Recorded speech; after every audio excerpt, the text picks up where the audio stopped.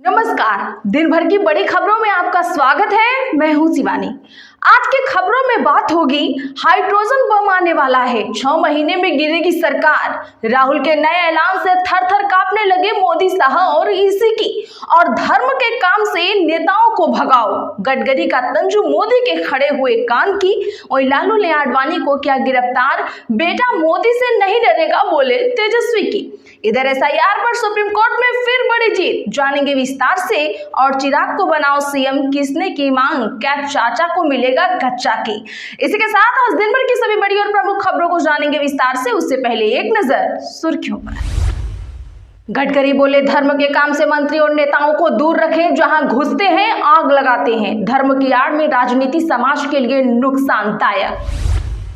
Film मेहर से कमाई पंजाब बाढ़ राहत में जाएगी। राज कुंद्रा बोले, ये प्रमोशन नहीं, इंसानियत का फर्ज। प्रभावित गांवों का किया दौरा, रिलीज डेट बढ़ेगी। राहुल गांधी बोले, हम हाइड्रोजन बम के साथ तैयार। खड़गे का दावा, 6 महीने में गिरेगी सरकार। तेजस्वी ने कहा, 2 भाजपाई बिहारियों को ठगने निकले हैं। एससीओ में आतंकवाद के खिलाफ भारत की बड़ी जीत, पाकिस्तानी पीएम की मौजूदगी में पहलगाम मामले की हुई निंदा। मेंबर देश बोले, आतंकियों को सजा दिलाना जरूरी। रैपर सिंगर बादशाह पहुंचे स्वामी प्रेमानंद की शरण में, पूछा, सत्य बोलने से रिश्ते प्यार दूर होता है? संत बोले, भगवान साथ देता है। बिहार में एसआईआर पर बड़ी जीत, सुप्रीम कोर्ट ने बढ़ा दी दस्तावेज जमा करने की तारीख। 12वीं के स्टूडेंट्स ने सुप्रीम कोर्ट में सेक्स एजुकेशन वाले हिस्से में जरूरी बदलावों के लिए याचिका की दायर। कोर्ट ने एनसीईआरटी से मांगा जवाब। तेज प्रताप यादव बोले, गिरिराज सिंह दंगा भड़काते हैं, बीजेपी और आरएसएस का अस्तित्व खत्म। मांझी ने कहा, एनडीए की बैठक में 40 सीट की करेंगे डिमांड। बिहार का अगला मुख्यमंत्री चिराग पासवान होंगे। हाजीपुर में एलजेपी प्रभारी अरुण भारती ने चिराग को सबसे उपयुक्त नेता बताया। भारत में फिर से शुरू हो सकता है टिकटॉक, यूक्रेन का सबसे बड़ा डीजल सप्लायर बना भारत। एफपीआई ने अगस्त में शेयर बाजार से 35,000 करोड़ निकाले। जरूरी है केजरीवाल को हराया जाए, कांग्रेस की किस बात पर भड़क गई है, आप जानेंगे आगे विस्तार से।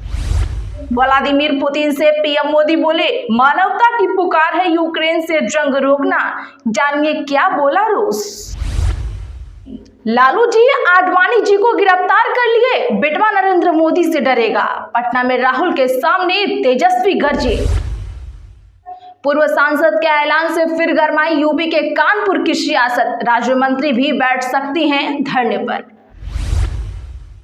मराठा आरक्षण के लिए गोलियां खाने को तैयार, मनोज जरांगे ने कर दिया अब पानी छोड़ने का ऐलान।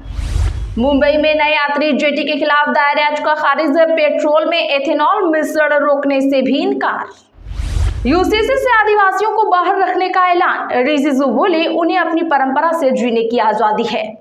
राजस्थान विधानसभा में पहले दिन ही जमकर हुआ हंगामा, कांग्रेस बोली, वोट चोर गद्दी छोड़। भाजपा ने लगाए गालीबाज राहुल गांधी के नारे। बोडोलैंड परिषद चुनाव में सियासी माहौल गर्म, बीजेपी, यूपीपीएल और एजीपी ने उतारे प्रत्याशी। 22 सितंबर को होगा मतदान। फरीदाबाद में बीजेपी विधायक जलने से बाल बाल बचे, राहुल गांधी का पुतला फूंक रहे थे, आग की लपटों ने घेरा, वीडियो आया है सामने। कल्याण बनर्जी का टीएमसी सांसदों पर फिर फूटा गुस्सा, निशाने पर शताब्दी राय, बीजेपी नेता पर लगाए गए बड़े आरोप। चलिए जानते हैं बड़ी और प्रमुख खबरों को विस्तार से। उससे पहले वीडियो को लाइक करें, साथ ही आपसे रिक्वेस्ट, खबरों को आखिर तक जरूर देखें।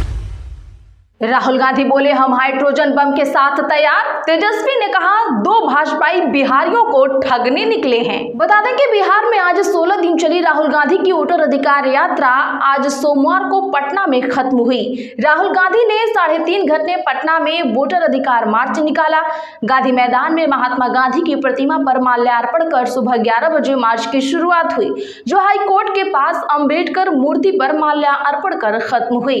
इससे पहले राहुल गांधी और तेजस्वी के मार्च को डाक बंगला चौराहे पर रोक दिया गया, जहां जनसभा हुई। इसके लिए पहले से मंच तैयार था।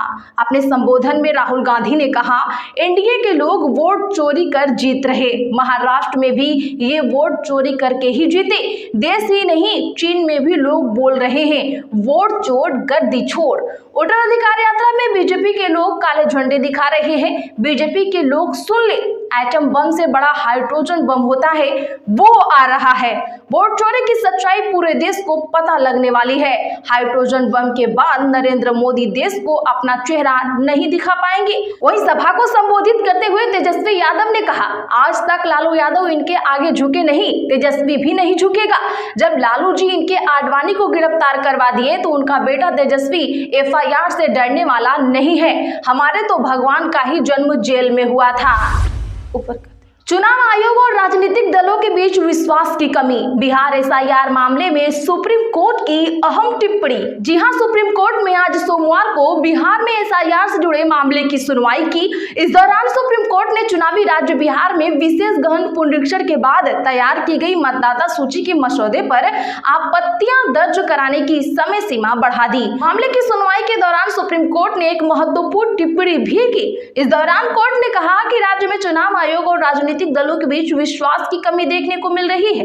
सुप्रीम कोर्ट ने विश्वास की इस कमी को दुर्भाग्यपूर्ण करार दिया है। दरअसल आपको बता दें तो आज सुप्रीम कोर्ट में न्यायमूर्ति सूर्यकांत और न्यायमूर्ति जयमाला बागची की पीठ मसौदा सूची पर आपत्तियां दर्ज कराने की 1 सितंबर तक की समय सीमा बढ़ाने वाली याचिकाओं पर सुनवाई कर रही थी। और चुनाव आयोग की ओर से पेश वरिष्ठ वकील राकेश द्विवेदी ने कहा कि बिहार के लोगों को विशेष गहन पुनरीक्षण से कोई समस्या नहीं है, केवल याचिकाकर्ता ही इसमें नाराज है। गडकरी बोले, धर्म के काम से ही मंत्री और नेताओं को दूर रखें। जहां घुसते हैं आग लगाते हैं। धर्म की आड़ में राजनीति समाज के लिए नुकसानदायक। केंद्रीय मंत्री नितिन गडकरी ने आज लोगों से अपील की कि वे धर्म काज से मंत्री नेताओं को दूर रखें। धर्म की आड़ में राजनीतिक समाज के लिए नुकसानदायक है। गडकरी नागपुर में महानुभाव पंथ के सम्मेलन में बोल रहे थे। उन्होंने कहा कि राजनीतिज्ञ जहां घुसते हैं आग लगाए बिना नहीं रहते। सत्ता के हाथ में धर्म को देंगे तो हानि ही होगी।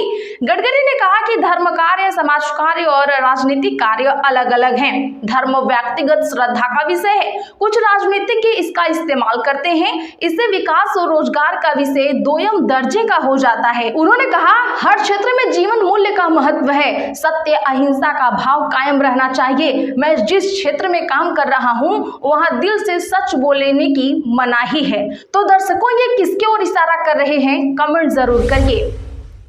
मूर्ख मुहावरे नहीं समझते। अमित शाह पर विवादित बयान के बाद महुआ मोइत्रा का एक और तंज। जी हां, केंद्रीय गृह मंत्री अमित शाह के खिलाफ कथित आपत्तिजनक टिप्पणी को लेकर तृणमूल कांग्रेस के सांसद महुआ मोइत्रा के खिलाफ छत्तीसगढ़ के रायपुर में एफआईआर दर्ज की गई है।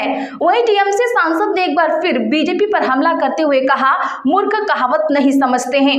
मोइत्रा ने कथित तौर पर यह कहकर विवाद खड़ा कर दिया कि अगर अमित शाह बांग्लादेश से घुसपैठ रोकने में विफल रहे तो पहली चीज जो आपको करनी चाहिए वह यह है कि अमित शाह का सिर काटकर अपनी मेज पर रख दें। एक अधिकारी ने बताया कि स्थानीय निवासी की शिकायत पर मोइत्रा के खिलाफ शनिवार को माना थाने में भारतीय न्याय संहिता बीएनएस की धारा 196 जिसमें धर्म, जाति, जन्मस्थान, निवास, भाषा के आदि के आधार पर विभिन्न समूहों के बीच दुश्मनी को बढ़ावा देना है, और धारा 197 जिसमें राष्ट्रीय एकता को नुकसान पहुंचाने वाले आरोप और दावे के तहत मामला दर्ज किया गया है।